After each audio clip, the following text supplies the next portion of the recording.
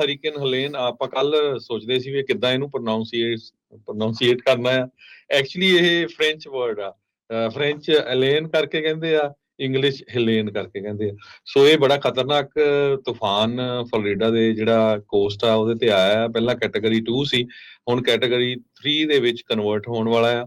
105 ਮੀਲ ਪਰ ਆਵਰ ਦੇ ਹਿਸਾਬ ਦੇ ਨਾਲ ਹਵਾਵਾਂ ਜਿਹੜੀਆਂ ਚੱਲ ਰਹੀਆਂ। ਮੀਂਹ ਉੱਥੇ ਜਿੱਦਾਂ 6 ਤੋਂ 12 ਇੰਚ ਤੱਕ ਜਿਹੜਾ ਪੈ ਸਕਦਾ, ਤੇ ਕਈ ਏਰੀਏ ਦੇ ਵਿੱਚ 18 ਇੰਚ ਤੱਕ ਵੀ ਜਿਹੜਾ ਮੀਂਹ ਪੈਣਾ ਆ। ਕੱਲ ਅਸੀਂ ਕਾਫੀ ਵੱਡਾ ਜਿਹੜਾ ਐਕਸਪਲੇਨ ਕੀਤਾ ਸੀ ਵੀ ਕਿਸ ਤਰ੍ਹਾਂ 15 ਫੁੱਟ ਤੱਕ ਵੀ ਜਿਹੜੀ ਸਮੁੰਦਰ ਦੀ ਸਰਜ ਆ 15 ਤੋਂ 20 ਫੁੱਟ ਤੱਕ ਪਹੁੰਚ ਸਕਦੀ ਹੈਗੀ ਆ।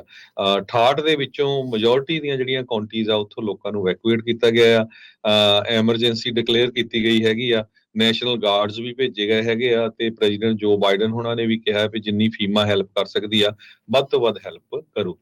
ਬਿਲਕੁਲ। ਸੋ 20 ਫੁੱਟ ਸਰਜ ਕਹਿੰਦੇ ਵੀ ਕੈਟਾਸਟ੍ਰੋਫਿਕ ਹੋਊਗੀ, ਜਾਨਲੇਵਾ ਵੀ ਸਾਬਤ ਜਿਹੜੀ ਉਹ ਹੋਣੀ ਆ, ਤੇ ਨੁਕਸਾਨ ਉਹਨੇ ਜਿਹੜਾ ਉਹ ਪ੍ਰਾਪਰਟੀ ਦਾ ਵੀ ਬਹੁਤ ਜ਼ਿਆਦਾ ਕਰਨਾ ਆ। ਇਹੀ ਜਿਹੜੇ ਕੁਦਰਤੀ ਜਿਹੜੀਆਂ ਚੀਜ਼ਾਂ ਦੇ ਕਰਕੇ ਇੱਥੇ ਜਿਹੜੀ ਸਮੱਸਿਆ ਉਹ ਲਗਾਤਾਰ ਵੱਧ ਰਹੀ ਆ। ਖਾਸ ਕਰਕੇ ਉਦੋਂ ਹਰਜੋਤ ਜੀ ਵੀ ਜਦੋਂ ਨੈਚੁਰਲ ਡਿਜ਼ਾਸਟਰ ਜਿਹੜੇ ਉਹ ਵੱਧ ਰਹੇ ਆ, ਤੇ ਫਿਰ ਇੰਸ਼ੋਰੈਂਸਿਸ ਦਾ ਵੀ ਜਿਹੜਾ ਉੱਥੇ ਕੰਮ ਖਰਾਬ ਹੁੰਦਾ ਜਿਹੜਾ ਉਹ ਜਾ ਰਿਹਾ ਆ।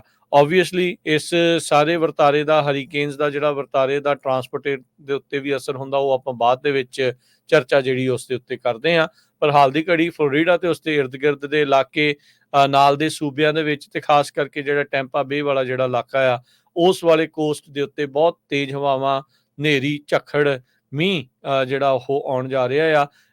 ਇੱਕ ਐਸ਼ਵਿਲ ਕਰਕੇ ਇਲਾਕਾ ਹੈ, 1000 ਸਾਲ ਦੇ ਵਿੱਚ ਇੱਕ ਵਾਰ ਇਦਾਂ ਦੇ ਜਿਹੜੇ ਕਹਿੰਦੇ ਵੀ ਉੱਥੇ ਫਲੱਡ ਆ ਸਕਦੇ ਆ। ਇੰਨਾ ਜ਼ਿਆਦਾ ਜਿਹੜਾ ਉੱਥੇ ਮੀਂਹ ਜਿਹੜਾ ਉਹ ਪੈਣ ਜਾ ਰਿਹਾ ਹੈਗਾ ਆ। ਹੁਣ ਤੱਕ ਜਦੋਂ ਤੋਂ ਉੱਥੇ ਰਿਕਾਰਡ ਰੱਖਿਆ ਜਾ ਰਿਹਾ ਮੀਂਹ ਪੈਣ ਦਾ, ਹੁਣ ਤੱਕ ਦਾ ਕਹਿੰਦੇ ਵੀ ਇਹ ਸਭ ਤੋਂ ਵੱਡੇ ਜਿਹੜੇ ਆ ਉਹ ਫਲੱਡ ਉਸ ਨੂੰ ਸਰਪਾਸ ਜਿਹੜਾ ਉਹ ਕਰਨ ਜਾ ਰਿਹਾ। 1916 ਦੇ ਵਿੱਚ ਜਿਹੜੇ ਉੱਥੇ ਆਏ ਸੀ, ਤੇ 2004 ਦੇ ਵਿੱਚ ਜਿਹੜੇ ਫਲੱਡ ਆਏ ਸੀ, ਉਸ ਨੂੰ ਵੀ ਜਿਹੜਾ ਉਹਨਾਂ ਨੇ ਉਹ ਪਾਰ ਕਰ ਦਿੱਤਾ ਹੈਗਾ ਆ। ਫਲੋਰੀਡਾ ਦਾ ਜਿਹੜਾ ਕੋਸਟ ਆ ਉਹ ਆਲਰੇਡੀ ਜਿਹੜਾ ਇਰਦ ਗਿਰਦ ਆ ਉਹ ਕੁਛ ਇੰਚਾਂ ਤੋਂ ਕਈ ਫੁੱਟ ਤੱਕ ਆਲਰੇਡੀ ਪਾਣੀ ਦੇ ਹੇਠਾਂ ਆ ਚੁੱਕਾ ਹੈਗਾ ਆ। US ਦੀਆਂ ਜਿਹੜੀਆਂ ਫਲਾਈਟਸ ਆ ਫਲੋਰੀਡਾ ਨੂੰ ਜਿਹੜੀਆਂ ਜਾਂਦੀਆਂ ਤੇ ਜਾਂ ਉੱਥੋਂ ਜਿਨ੍ਹਾਂ ਨੇ ਉਡਾਨ ਭਰਨੀ ਸੀ ਹਰੀਕੇਨ ਹੈਲਨ ਦੇ ਕਰਕੇ, 1000 ਤੋਂ ਵੱਧ ਜਿਹੜੀਆਂ ਫਲਾਈਟਸ ਆ ਉਹ ਆਲਰੇਡੀ ਜਿਹੜੀਆਂ ਕੈਂਸਲ ਆ ਉਹ ਹੋ ਚੁੱਕੀਆਂ ਹੈਗੀਆਂ।